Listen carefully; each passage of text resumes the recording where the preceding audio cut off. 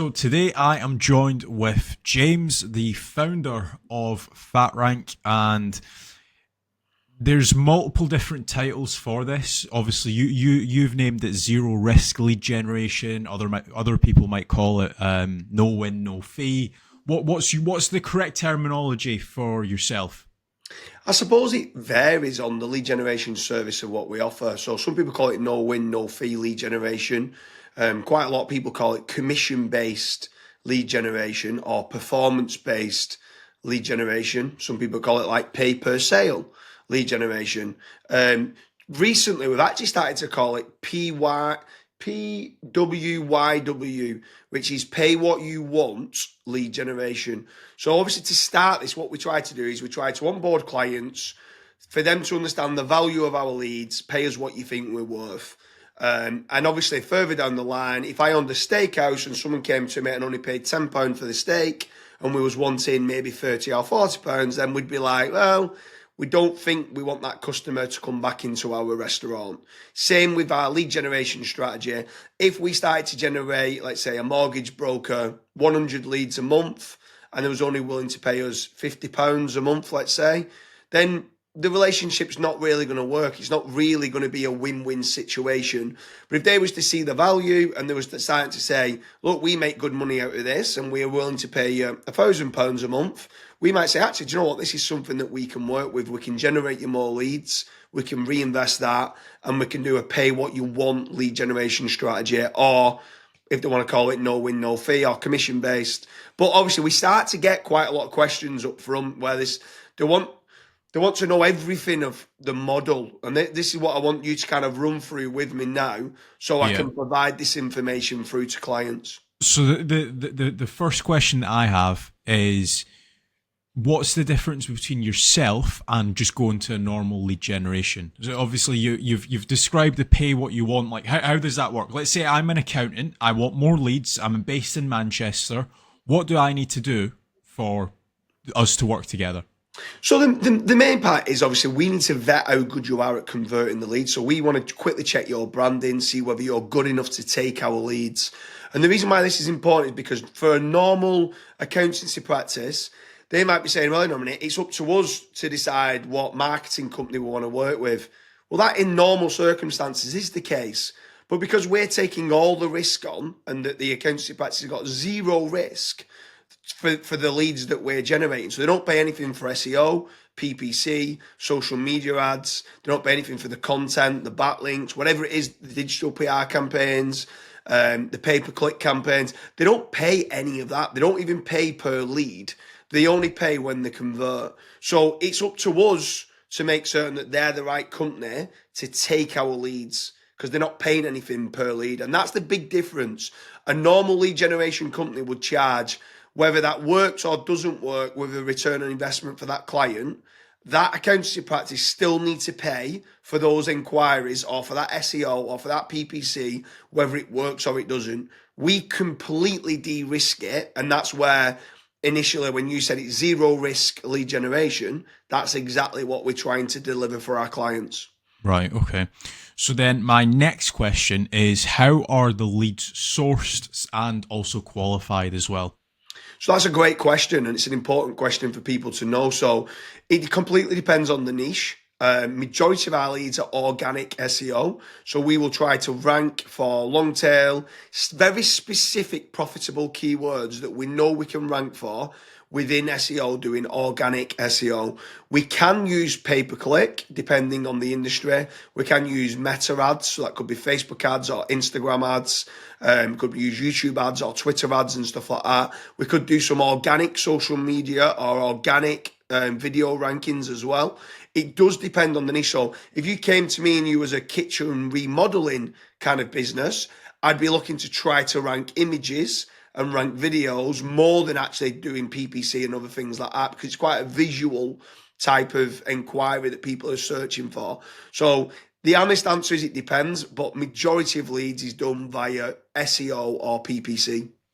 Now, that all makes sense. My next question, this is probably going to be one of the most frequently asked questions that we get, is price and structure. So you obviously mentioned earlier in the video that it is pay what you want. Can I pay you £1 for a lead? Can I pay you £50? What's like? How do you structure that? Well, it is legitimately pay what you want, but obviously at some point, if you're only willing to pay X amount of profit, so it's not really a per lead basis, it's not like £1 per lead. We might internally work that backwards. So if you pay us £1,000 at the end of the month and we say we've sent you 100 leads, then we approximately getting £10 per lead. And we might say that's good, we might say it's not good internally. If you are only willing to pay us a small amount of the profits, long term, I don't think it's going to work for us. Like, it's going to benefit them brilliantly, but it's not really going to benefit us. We've got to get that kind of seesaw where it's a win-win situation. They make good profit, we make a bit of profit, and we can grow it and reinvest it that it suits both parties. If the pay what you want doesn't work with both parties, the relationship and the partnership is never going to work long term. But again, all the risk lies with us to start with. We will give everyone the benefit of the doubt to start with, and hopefully long term we can get that win-win partnership going. If it doesn't, nothing ventured, nothing gained. We might have lost a little bit of money. The client wouldn't have. They would have only ever paid anything out of the winnings. You said something just then about paying out of the winnings or paying out of the profit. Can you expand on that? Am I paying you per lead, or is it per converted job? It's per converted job. So if they know that the leads come from James Dooley at FatRank, they know the lead comes in, and let's say they might normally charge £2,000. Then they might say, do you know what? We're going to add £100 in here at 5% or £200 at 10% on as a referral through to FatRank. So they'll add that into the job. If they win the job, they still make the profit that they want. They've added the referral in for us to pay. So it kind of de-risks it. They're adding it into the job. If they don't win the job, they don't pay us anything. And that's kind of where it's at. Some might not even add it on top of the job. Some might say, well, we make 40% net profit on the job, so we can absorb that 5%. We're happy to only make 35 instead of 40. We're happy to pay the client, us, 5%. It completely depends, and this is where on bigger jobs they might only be able to add 3% on, but on smaller jobs it could be even as high as 50% that they'll add on to us. And then this is where we've got to try and work out, will this work for both ways? If it does, we can do the no risk supply of inquiries. What about industries? What industries do you typically work in, or is there any industries that you wouldn't work in? So we can literally work in any industry as long as the company that we're sending the leads to are good enough to be able to make profit. If they're not making profit, then obviously we're not going to then get any kickbacks. We're not going to make any profit. So it can literally be anything from a carpet cleaner that might want to be charging £100 all the way up to a construction company building 150 houses or doing extensions on houses or whatever it is, which could be big ticket items. We win certain jobs which could be like a £2-3 million contract, and then we get others which could be a local carpet cleaning job which could be £100. So the industry doesn't matter. We can do any industry as long as the profit to be made that we can both make a little bit of margin. What about would you work with a new business? We can do, and we have done before. Our issue is with new businesses is they've got a lack of branding, normally a lack of case studies, a lack of testimonials, and therefore their conversion isn't as high as working with an established company. In an ideal world, we like working with established businesses because as they're converting more for our leads, they're making more profit, we're making a bit more profit. So we can do, but I do prefer working with an age kind of branded company. Right, okay. And then what information do you require from people that are looking to actually get into business with you? So is it their website? Is it their budgets? What are you looking out for? So ideally, we want obviously to have a look at their website, look at the competitors' websites. So if they've got, let's say, 4 or 5 competitors, we can see what they're ranking for. And then a list of the most profitable services of what they do. And when they send us through the most profitable services, we can reverse engineer what gets search volume and then target those that get search volume. For the same service or the same product, different people could search in such different ways. So I'll give you an example. We do wet pore surfacing within schools. Now, people that are watching this might be like, well, what's wet pore surfacing? Well, people might know it as being soft, spongy surfacing. An architect might call it in situ synthetic surfacing.